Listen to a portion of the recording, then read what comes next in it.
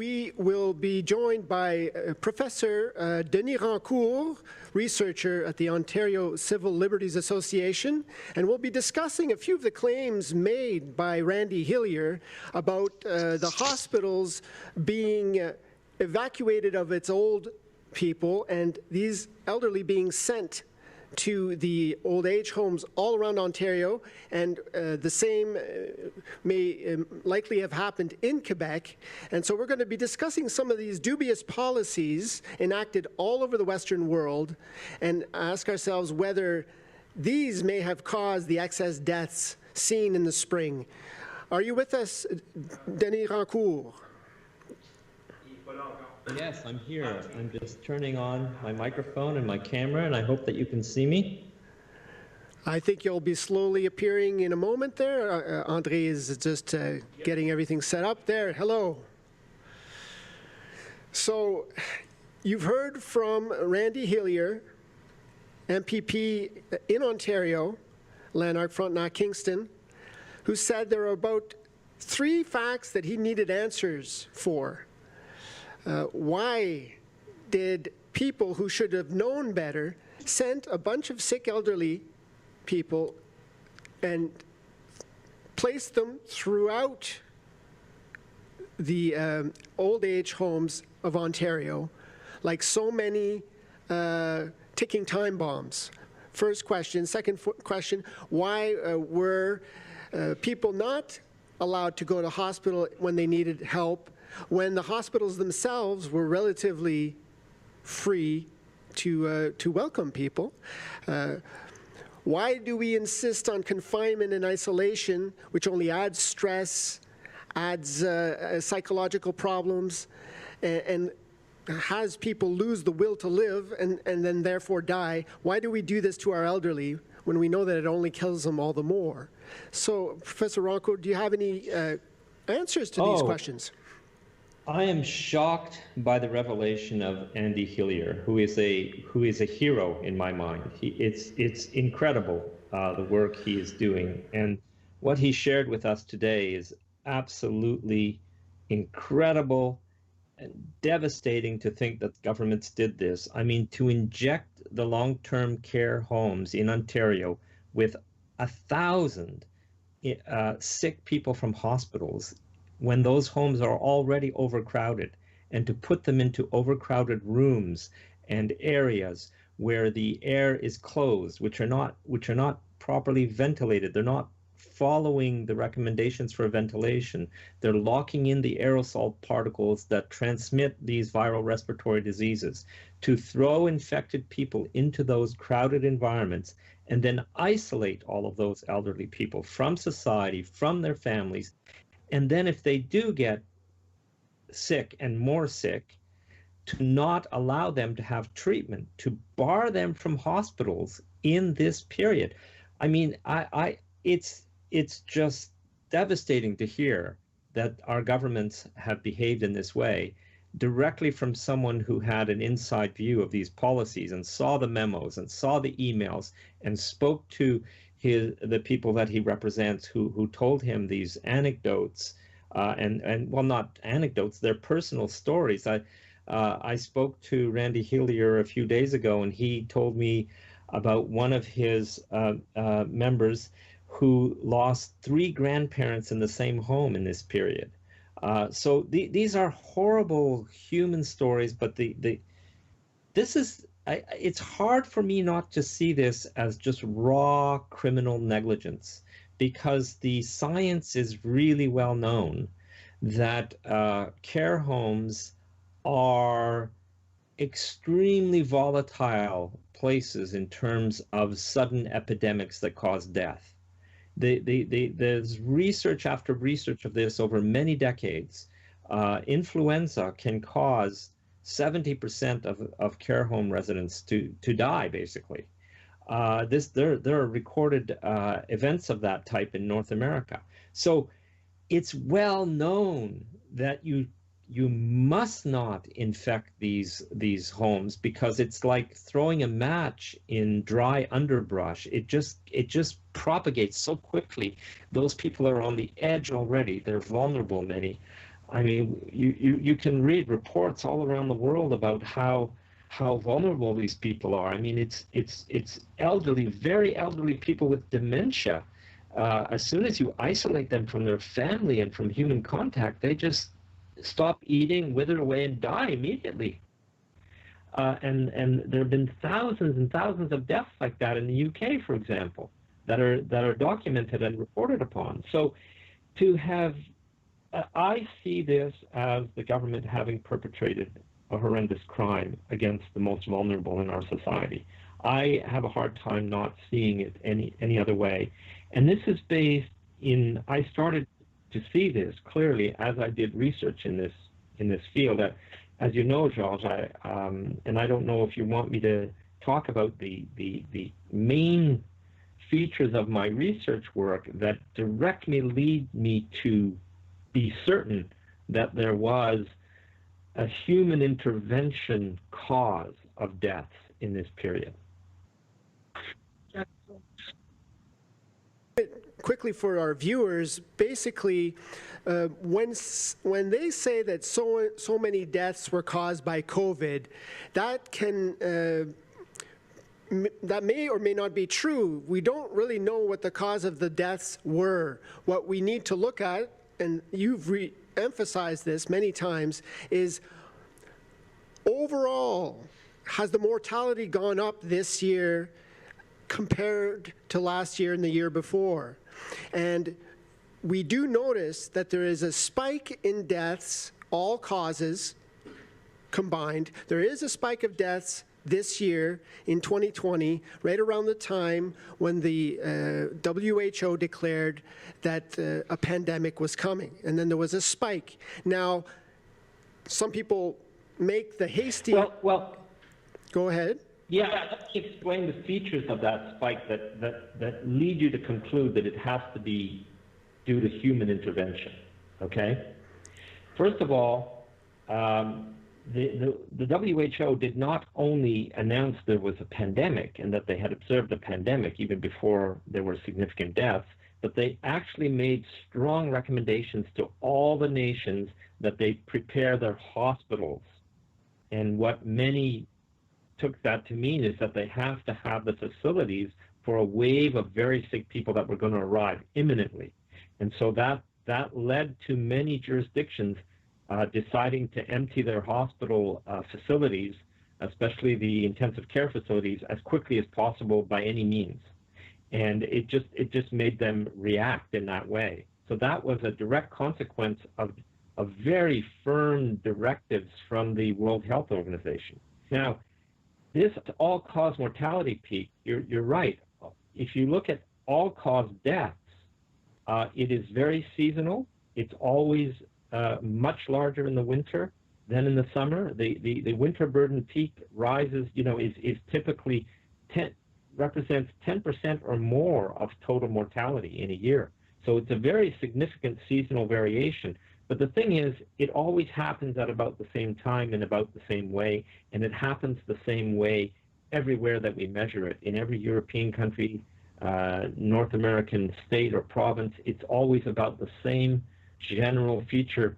But this time, you had a very sharp rise, which had a sharp edge on it in the all-cause mortality on a per week or per month basis. It just shot up. At a time in the seasonal cycle where this has never happened before. In 75 years of detailed statistics and observation all around the world, there's never been a sharp, intense peak like this occurring this late in the winter burden season, let's put it that way. So after shooting up like that in mid-March, that's never been seen before. So that's one feature that makes it exceptional. The other feature that makes it exceptional is that it's so late in the cycle. Nothing like this has ever happened that late in the cycle that can be seen in all-cause mortality of a nation or state. It's never been seen before. But the other very important feature of this all-cause mortality curve is that it is completely absent in many, many jurisdictions and varies greatly in intensity from one jurisdiction to another where it does occur. So, for example, Sorry to interrupt. We do have a no, graph go ahead. comparing Ontario, which is on the top in light gray, and there's Quebec in black below. And so we see the alternating peaks and valleys. The peaks are in the winter when more people die per week. And then in the summer, less people die per week. And right up till 2020, they're close to being mirror images of each other. Oh yeah, they're almost identical fingerprints of the same beast, if you like. The patterns are very, very close to being the same. And that pattern you will see for those same years, you will see that pattern across Europe, across all the U.S. states, across all the provinces. It's the same pattern everywhere. There's very little variation from place to place when it comes to this pattern of all-cause deaths. So that shows you that these viruses kick in and act in about the same way, and there's a great variety of these viruses that coexist with us and live in our bodies, and they kick in when they can be transmitted, which is the winter time. That's when the aerosol particles are stable in the relatively dry air. That's when transmission is very high, and that's how you get this pattern. But you see in that graph, I think you're looking at it now, that there is that very sharp rise, that sharp edge that occurs in mid-March. And it occurs both in Ontario and Quebec, but it's a much higher peak in Quebec than in Ontario. So it shows you that whereas all the other features in those two curves are virtually the same for the last many years, this particular feature can be dramatically different in intensity, one province beside the other, okay? So to me, that says it's nothing like the usual behavior of a viral respiratory disease. And so that's what led me to look for and try to understand, look for evidence of and mechanisms of how you would have caused these deaths.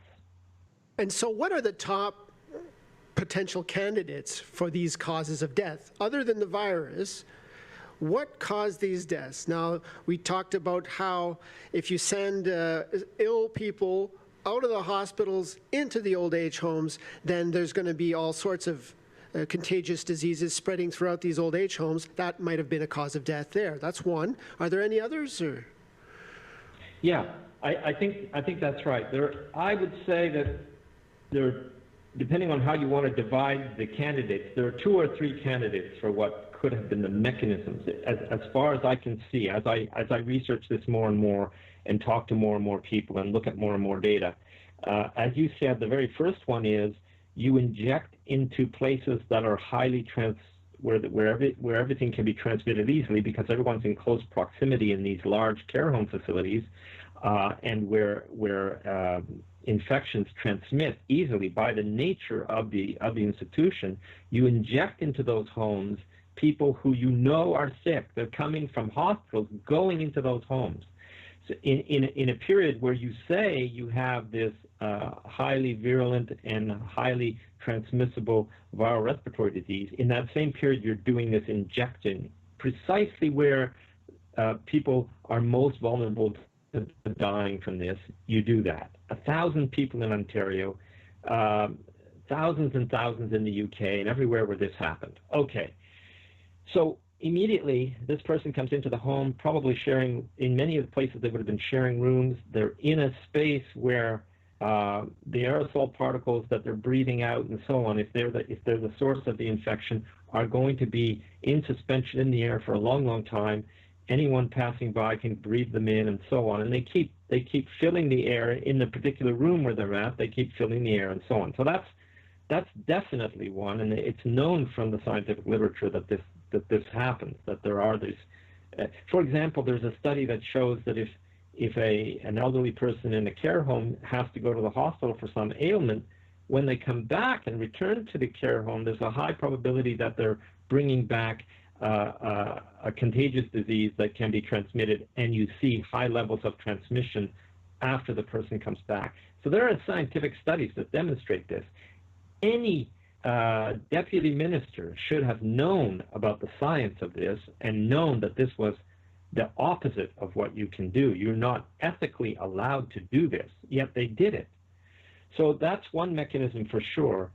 Another mechanism is related to social isolation and psychological stress, which are known to be major factors about the extent to which you're going to suffer from a viral respiratory infection, okay, and whether or not you'll die. These are major factors. They're not small factors. And so there's a Professor Cohen in the U.S. who's done his whole career as a research scientist demonstrating the importance of psychological stress and social isolation in healthy young people. So imagine when they're elderly and they're having cognitive problems and so on, and they're very dependent on the environment. You isolate those people, and as we know from reports in the UK, they'll just decide not to eat anymore and let themselves die. So that's another mechanism. And they're even more isolated by the fact that the staff is reducing itself. At the same time, you're terrifying the entire society, and the workers see this as an occasion to stay home and take sick leave, and they did en masse. We know that they did this in Quebec en masse. So and so the ones that are left working the system are running from institution to institution, transmitting the disease because everyone's understaffed, and the people who are brave enough to stay and to work hard are actually going from care home to care home in many times because they were originally part-time, and the various people are struggling to get them into their institution to do the work. And so there was probably there's a real potential vector of transmission through just the staff. This would have been true in Ontario and Quebec. So there's a number of mechanisms there. I think the mistreatment of abandoning people would have been in itself a very major thing. You're essentially abandoning them. I just discovered from listening to, I'm still reeling from listening to Randy Hillier's expose there. I just discovered that the government would not allow sick people back into the hospitals, insisted that they be isolated. If early on you wanted to take your own parent home to your place to take them out of that highly dangerous facility because now you have time to do it because you're not working yourself, that was disallowed. I mean, it's not just taking away your freedom of mobility. It's putting you in prison in a place where you're sure to die, almost sure to die, where it's highly infectious. You're keeping them there against their will, against their family's will, not allowing them to get out, not go outside, not even in many places in Ontario, they were not allowed to walk in the hallways and so on. So they were really stuck. I see this as a massive crime. In France, that very sharp feature, which has to be due to all these mechanisms of intervention, corresponds to some 30,200 deaths that would not otherwise have been accelerated and occurred at that time in France.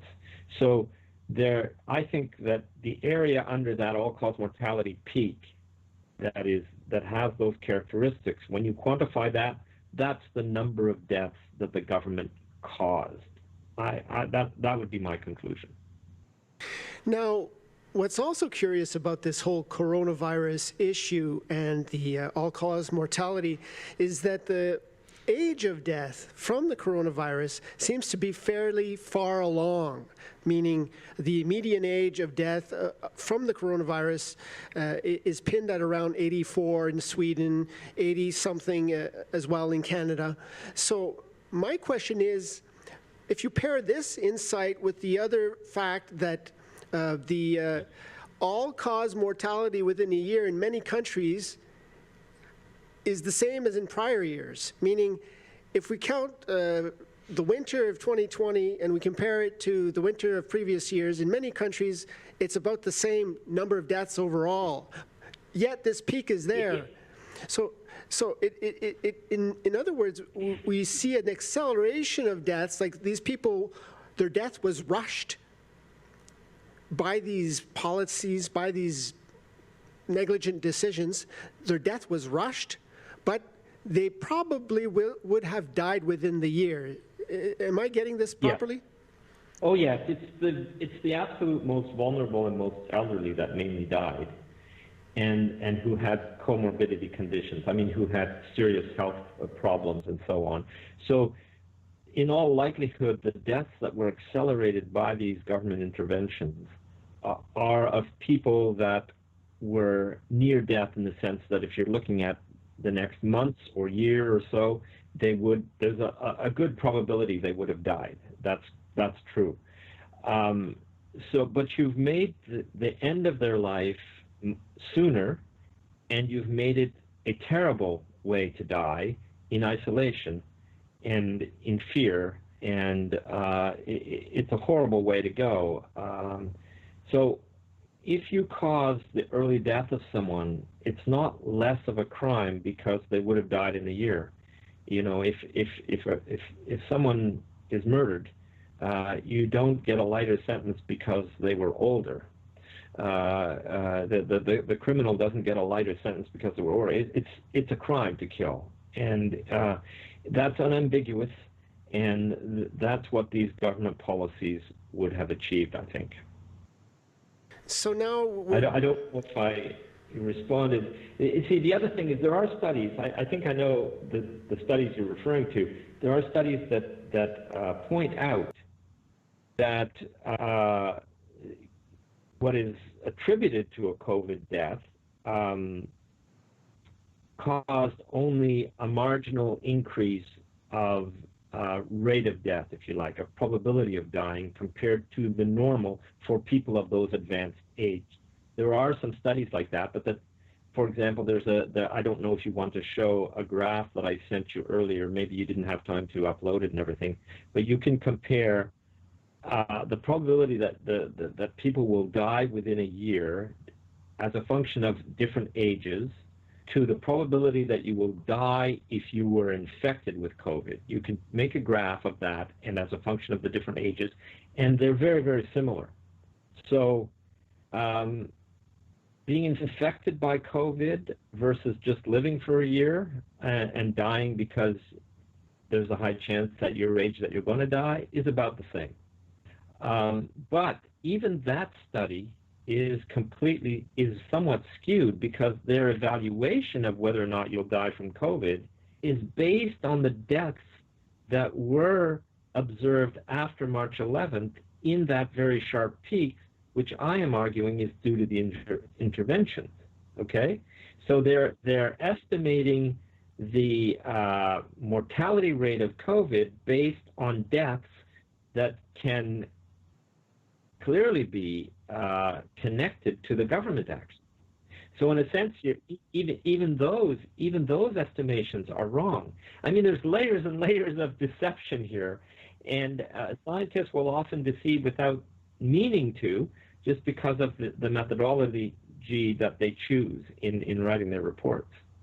The thing is, what I find unfortunate is that they may have, now this is our hypothesis, or a possible hypothesis, meaning they've precipitated these deaths, they caused a spike through their various ill-advised policies, and now they attribute these deaths to COVID, and then with this attribution to COVID, they scare us into confinement, into censorship, into a new normal that nobody wants, all because this virus is supposedly deadly, when in fact what's deadly is their ill-advised policies. That's what was deadly. So you can't win. You can't win against their spin and their dishonesty. You can't win. If you say, look, here's the proof that the virus itself, if we acknowledge that there is this particular strain that's doing this, here's the proof that it's not very virulent. They'll say, oh, no, that just shows that our various interventions were effective. So you can't win. And if you say, look at how many people you killed, you caused all of these accelerated deaths, they'll say, well, there you go. That's the proof that this was a virulent pathogen. We have to do something, therefore. So no matter how, it's very hard. They're very slippery. They're like lawyers in court.